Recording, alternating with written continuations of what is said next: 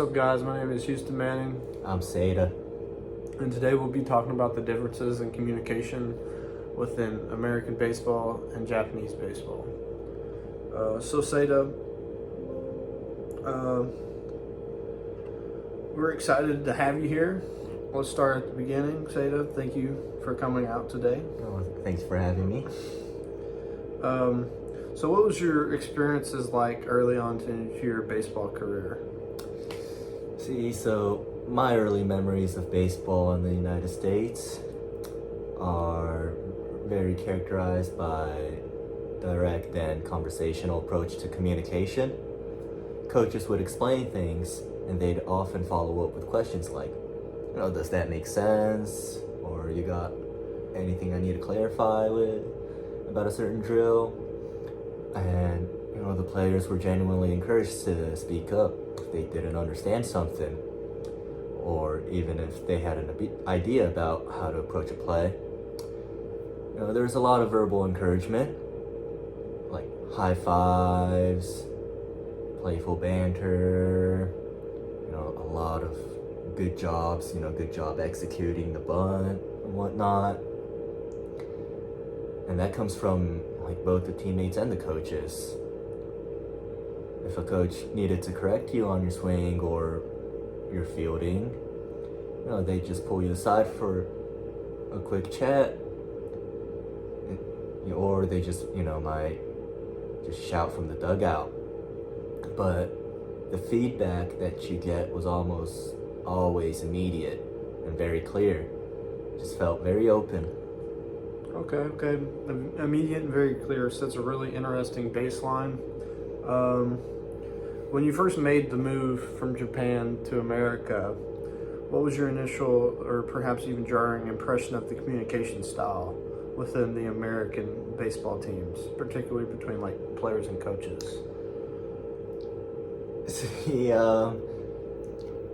It really was a culture shock, to be honest. The biggest difference probably was the indirectness of the communication. Coaches they never directly criticize a player in front of others. Rather, they might use just very subtle hints, or they give general instructions to the entire team that were clearly aimed at a specific player without ever naming them. For example, coach might say, "We need to improve our footwork on ground balls," knowing fully that it was my footwork that needed the adjustment. Okay.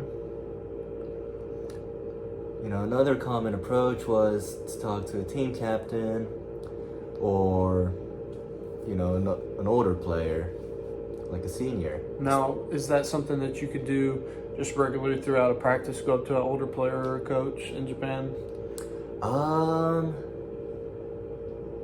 Not quite. I wouldn't say so. When you're in practice, you gotta just 100% focus on the drill you're doing.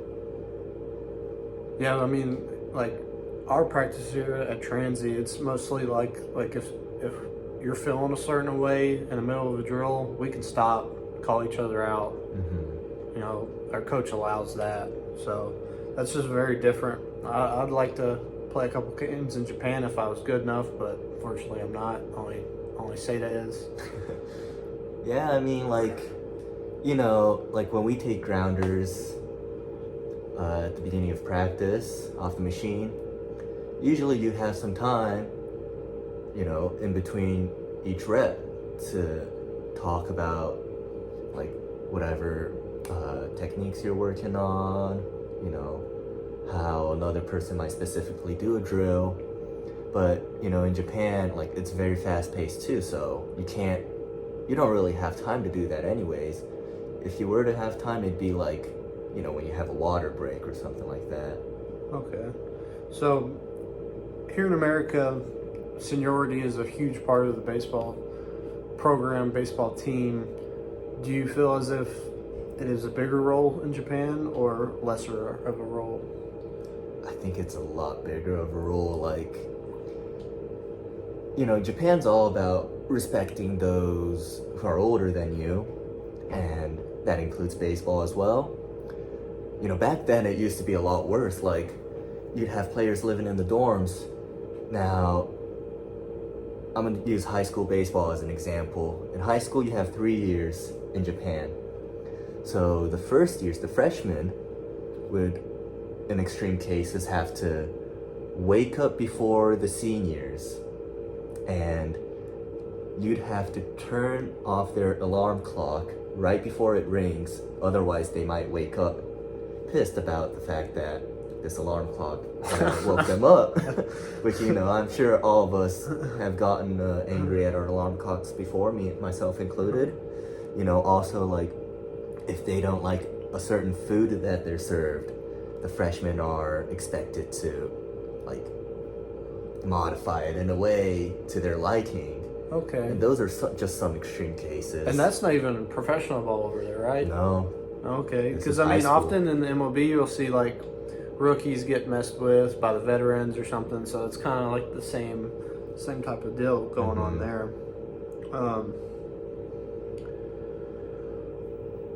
Do you feel as if American baseball is more selfish than playing baseball in Japan, like with bunting and offensive strategies? Like in Japan, are you more often gonna see someone go lay down a bunt to get the run in versus America, someone's just gonna try to hit a home run? Yeah, definitely. I don't know if selfish would be a good word for it, but Japan's all about just moving runners over, getting the bunt down, just anything you can to just score as many runs as possible. But, I wouldn't call the American way selfish, because just in general, American players have more power. They're more capable of hitting home runs, and I think that suits them better than trying to bunt the guys over. Yeah. And then I also feel like body language is a huge difference. Like in America, you'll see the College World Series, a dude strike out a guy and then give him the bird, and then the TV pans off of them, and then they get, in trouble with the NCAA. I've never personally watched a lot of baseball over in Japan. Do you see something like that, like body language that's just out of control? No, I mean, like, once you get to the pros, like, they might become a bit more expressive, but definitely not like in high school or college baseball. Yeah, okay. Like, negative emotions obviously are going to affect the team, and since our, like, way of playing baseball is that, like, we don't have a regular season, it's just that one big tournament. Like, one loss and you're out. Yeah. Single elimination. So they don't have, like, the time to pout about something. They have to just keep looking forward. Yeah. And growing up, I played both Cal Ripken and the Little League as I just moved around the state of Kentucky. Not every single town has, the big Little League, organization to play with.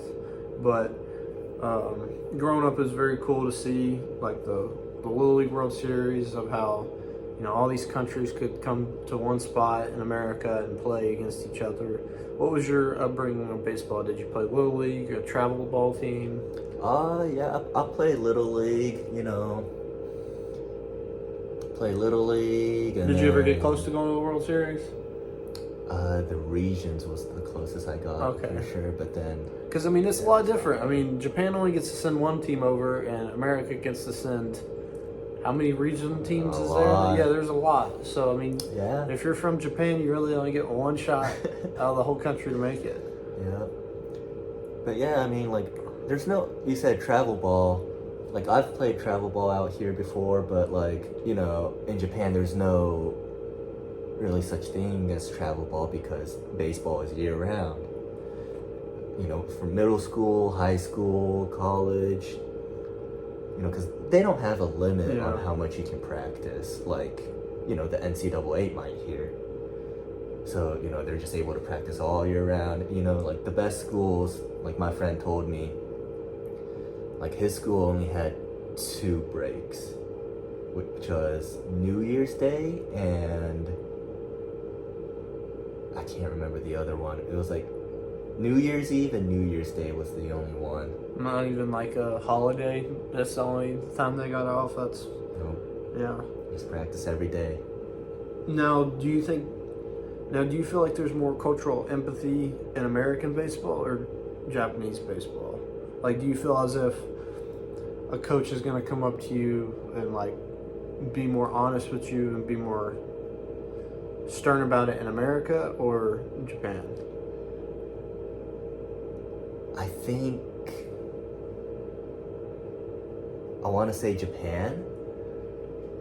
Like America, I think it depends on the coach. Yeah, obviously. I mean, on my experience from playing baseball in America, I mean, you can have coaches that are more, talk you up, make you feel good, but then there's also coaches that I've played for that will just, absolutely just rip into you, and you could possibly just lose all the confidence that you had going on, if you had any at all.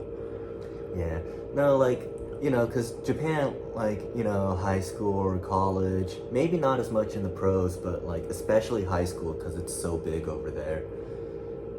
Like I said, one loss and you're out of the tournament. So the coaches need to like be very honest with you about everything because they're trying to win as much as the players are. Yeah. And it's super hard to make it to the national championship. So they're gonna do everything they can, and sometimes they gotta be strict and super honest with their players. Yeah, and in America, you can get drafted out of high school and go to the MLB. Do you see any high schoolers from Japan getting drafted into the professional league over there? A lot. A lot? Yeah, like, because it's so big and because they draw so much attention, if you do good in high school baseball, especially if your team keeps on winning and winning, you go to the national championships and the scouts see how much you're able to perform in such a nerve-wracking stage, they're gonna want you. Yeah. So those best players, even Otani got drafted out of high school, Ichiro did too. A lot of good players do get drafted out of high school. Okay. I mean, we are starting to see a lot more Japanese baseball players into the MLB. Do you feel as if these high schoolers are going to start getting drafted to the MLB, or do you think they're just going to stick with the route of getting drafted in Japan, and then playing a couple of years, and then getting a contract in America? See, I don't think Japanese players ever gonna get drafted out of high school to go to the MLB, just because they can be super good, but just physically we're not strong enough to compete. That's why there's this one high school player, his name is Rintaro Sasaki. He could have gotten drafted out of high school to go play professional in Japan, but he decided to go to Stanford, where he's, balling out. Oh, right yeah, now. I know that. Yeah, I've seen that kid We've on seen Instagram. it on feed too a couple times. Like, I think there's gonna be more cases of that. Okay. So then he's able to Going like to college understand, first. understand really what it's like playing baseball in America, and like get used to like how much they lift weights, and they really focus on like just getting a lot of power. Yeah, so in Japan they don't so far focus on the aspect of getting your body bigger and stronger like Americans do. So what do you do in the off time? So like here at Transy we'll wake up at 7 and lift. Is there anything like you said you have to wake up early because the freshmen had to turn the alarm clocks off. What do y'all have to get up so early for if y'all ain't lifting? Like in the practice. I mean, like in Japan, there's no limit to how much you can practice in a day. So they're gonna wake up at 5 a.m. Start swinging their bats before morning practice. Now, morning practice, the coach comes in, and you start actual practice, and then you have classes. But as soon as you're done with classes, you're at the field until like 10 p.m. You just keep practicing. But nowadays, just because of social media and like we're able to like better understand what America's doing with their players. Yeah. That's why we are starting to focus more on getting our bodies bigger, lifting weights, and like nutrition too. Just being more mindful about it. I mean, you started your baseball career in America at IMG Academy in Florida, correct? What's like the biggest thing that you've noticed since that you've played out in California, you came to Kentucky, you started off in Florida? What is like a similar theme that you consistently see within the communication of baseball in America? It's just like very positive, I want to say. Like Japan, they're gonna be strict for your sake and to keep them disciplined. But America, it's more about encouragement. Yeah. Like I have this wristband right here, which says PMA. Show the camera. Can you see that? PMA, which means it's positive mental attitude, and I got this in JUCO in California. It's all about just staying positive. Don't let mistakes really affect you. Yeah. But it's because of all that positive encouragement that people are able to really see a growth in their performance, which I think Japan could honestly benefit from a lot more from. One more question to ask you, Sarah, before we go. But what do you feel as if the difference in the culture in the locker rooms look like? Like in America, we're all joking around, giggling at each other, making fun of each other. Do you see that in Japan as well, or is it more strict, like you were saying? Yeah, well, like, on like a normal practice day, like, I'd say it's more similar. Just because, at the end of the day, we're just a bunch of kids who just love playing baseball. Game days might be a bit different. Like here in America, you'll see a lot of people blasting music or like doing whatever they need to do to be prepared, locking in. You might see some just relaxing on the couch, just to get rid of all that stress and nerves. Yeah. But Japan, it's more just like, they look more stressful, to be honest, on game days. I mean, obviously because like they can't lose or whatever. Yeah. It's kind of what is more stressful when you only got one opportunity to win the game versus in America, a lot of things are double elimination, and even if you lose the first game, you have a chance to fight back. Mm-hmm. But it's kind of similar to what our team looked like in the conference tournament after, we were already down one game. Yeah. I mean, you're just championship game. Just fighting for your life the whole time. Yeah. Back against the wall. All right, guys. Well, that's it for the discussion between American baseball and Japanese baseball. Thank you for watching.